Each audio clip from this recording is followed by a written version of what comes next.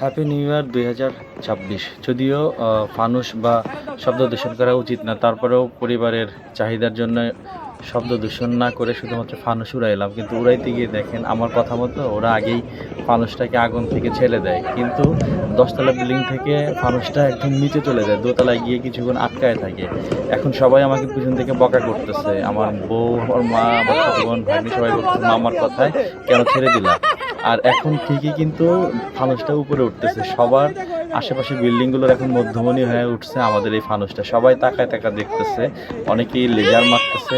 তো মানে প্রথমে আসলে হতাশা হওয়ার কিছু নাই। এই ভিডিওটা দেখে একটা জিনিস শেখার থাকলো যে হতাশা হওয়ার কিছু নাই। জিনিসটা কিন্তু 10তলা থেকে একদম দোতলা পর্যন্ত চলে গেছিলো, অটোমেটিক্যালি একা একাই নিচে পড়ে গেছিলো, তারপরে আবার উড়ে উঠছে আর কি। তো ব্যাপারটা সত্যিই মজা লাগছে, সবাই আমরা আনন্দ করছি ভালোই। বাট আমরা ওই আতশবাজি বা পটকা অনেক শক্তিশালী কিছু ফুটানো হয় নাই, শুধু পারসটা একটু উড়াইছি। তাও হচ্ছে ট্রেন্ডের কারণে বাচ্চা কাচ্চা পোলাপান সবার একটু ইচ্ছার কারণে ওরা আশেপাশে এই সংস্কৃতি চলে, এখন না করে উপায় হয় নাই, সেই জন্য করতে হয়েছে। বাট ওভারঅল সব কিছু মিলে সুন্দর লাগছে ব্যাপারটা, যে একটা ফানুস আমরা উড়াইলাম, সেটা নিচে চলে গেল আবার উপরে আসলো। ব্যাপারটা আসলেই মানে মজার ছিল।